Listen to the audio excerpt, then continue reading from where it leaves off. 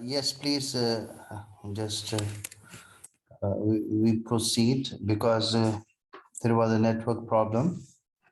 Yes, yes, please go ahead, Javiria.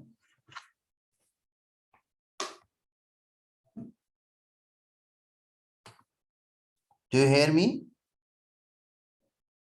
Yes, sir. Sir, Yes. Javeria is not here right now. Okay, please ask your question. The slides are before you. Yes. Anyone? If you want to ask any question regarding any slide, if you haven't understood anything, yes, you may ask me. Yes, please. Yes. Sir, as we started in first slide, we were studying Marxism and Marxist criticism. Sir, how just it was interlinked? May this point was missed by me, so I did not understand. Actually, in your syllabus, it is mentioned. It is mentioned that it is a part of Marxism or Marxism criticism. So that point is mentioned. So therefore, just I should first of all uh, explain what Marxism is and what Marxism criticism is. So therefore, I have explained in the first slide what Marxism is, Marxism criticism is. Again, you see that. So this is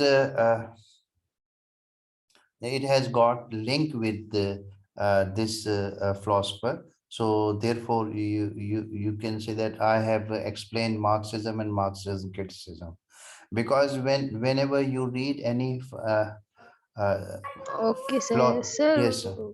Yes, which link? yes. When you see the syllabus, or it mentioned in that. Yes,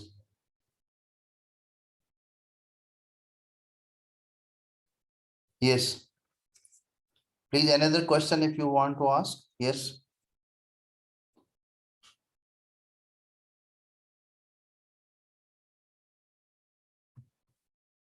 yes. Are you there? Please. Yes, sir. Yes. Any other question if you want to ask? Yes, Asya, please. Or anyone?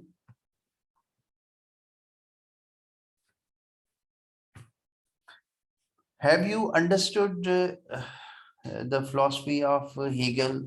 You see the philosophy of Hegel in relation of art, his philosophy in relation of beauty, his philosophy in relation of symbolic art, classical art, romantic art, and thesis, antithesis, and synthesis. Yes, please.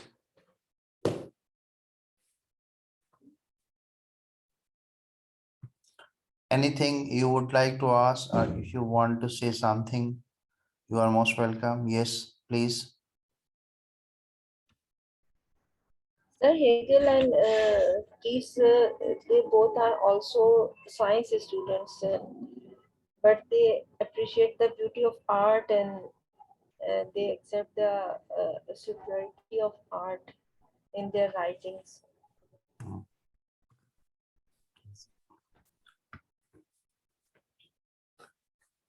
Uh,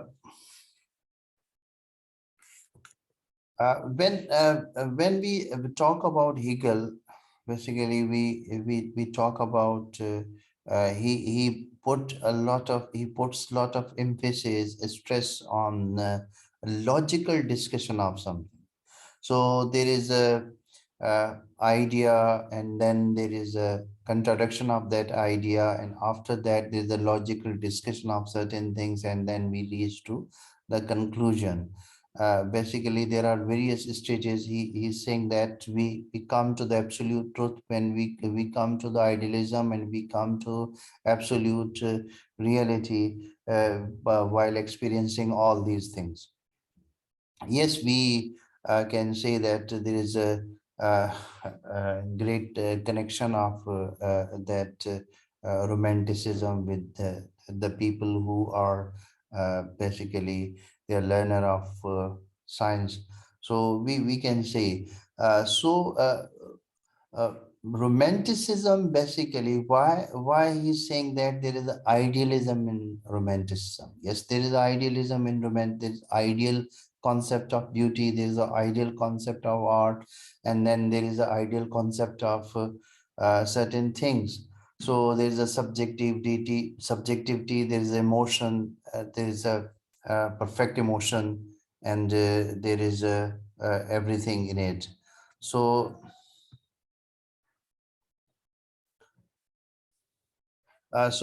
yes, romantics, basically, whether they are scientists, or they are poets, or where they are artists, they have got lot of similarities. Yes. Keats, basically, he is also lover of medieval art, and he connects himself with the medievalism, because this is a sensuous perfection of sensuous expression of everything. Since there is a absolute beauty, there is absolute concept.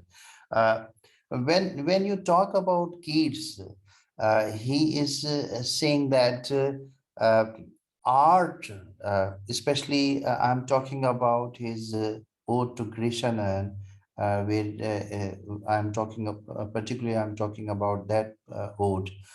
He is of the opinion that art is has got permanence.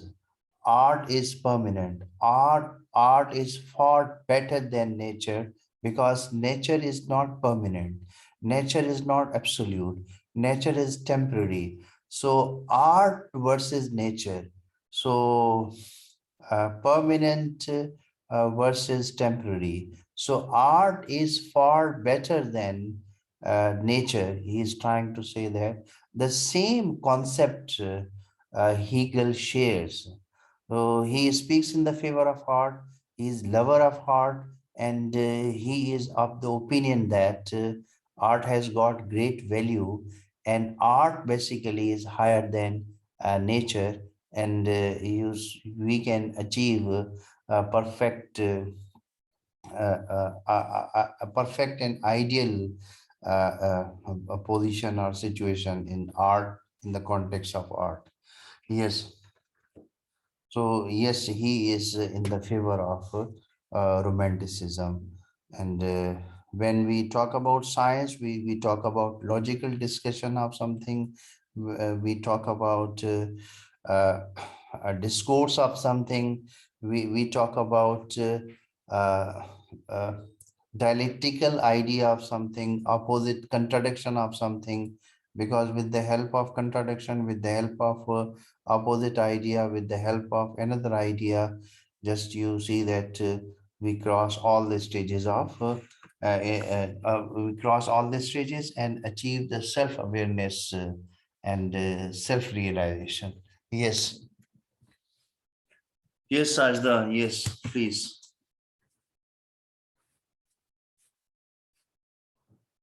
Yes, any other question?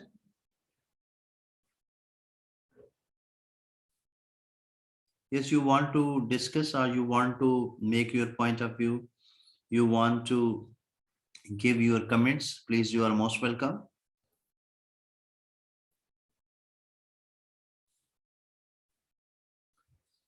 Yes, any other student? You want to ask any question from any slide, you are most welcome, please.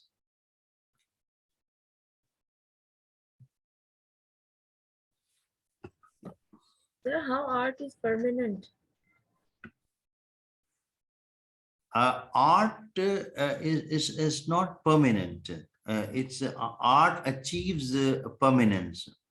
Now you can say that any work of an art, it is available, it is present throughout the centuries, as I have given you uh, the example of Grecian urn.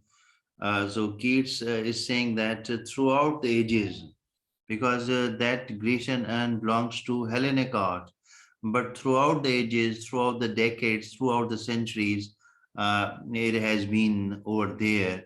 So people enjoy its beauty. People enjoy its beauty.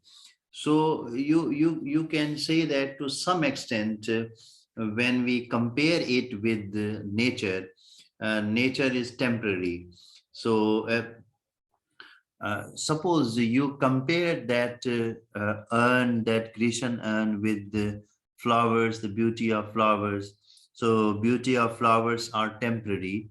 So flowers wither and they bloom in for a short time.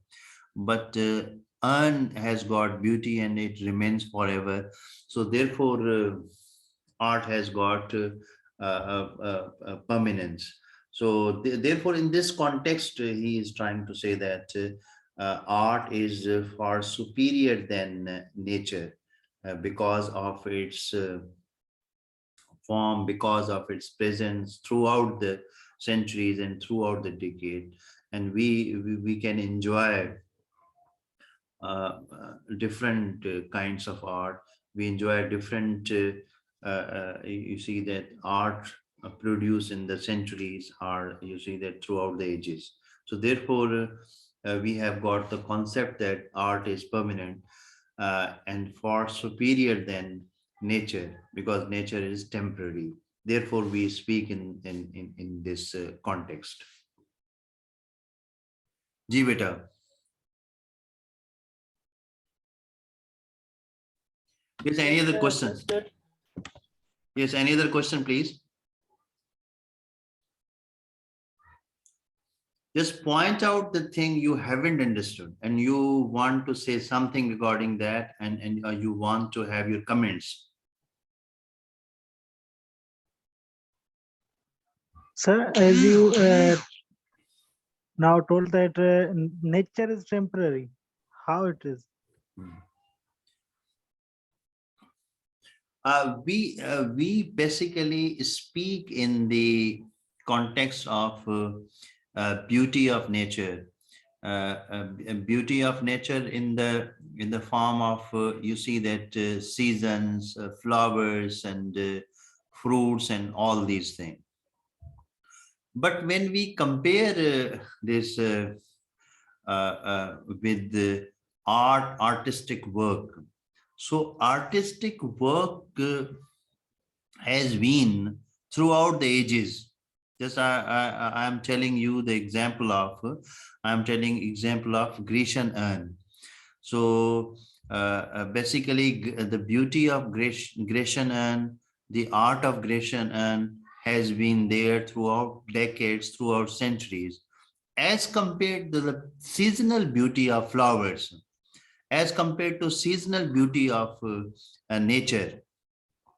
So Keats basically compares art or Grecian beauty of Grecian and with the beauty of flowers. So therefore, human beings also come in nature. So human beings are for temporary period.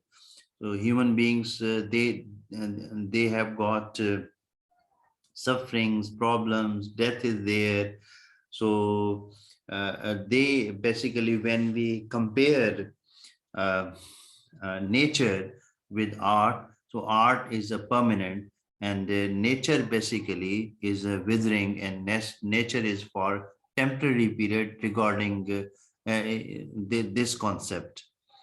So the human beings are temporary in this world, and they have to die, they have sufferings, and because of problems, because of diseases, they are in sufferings. Again, uh, uh, so in this context, he's saying that art is permanent as compared to nature. So specifically in this context, we enjoy the beauty of art throughout the ages. अभी आप देखेंगे कि मैंने जवेरिया से पूछा कि painting जो Mona Lisa की पेंटिंग है, तो कितने अरसों से जो है वो चली आ रही है और कितने अरसे जो है वो उसको एंजॉय किया जाएगा, उसकी ब्यूटी को एंजॉय किया जाएगा। और इसी असना में कितने लोग चले गए, कितने मौसम गुजर गए, कितने फूल मुरझा गए। तो इस कॉन्टेक्स्ट में मैं कह रहा था कि जो है जो जैसे हीगल भी कह रहा है कि art is basically higher than the nature, artistic beauty is higher than nature. और कीट्स भी जो है वो इसी तरह ही कह रहा है, स्पेशली जो है this I am talking about his odds.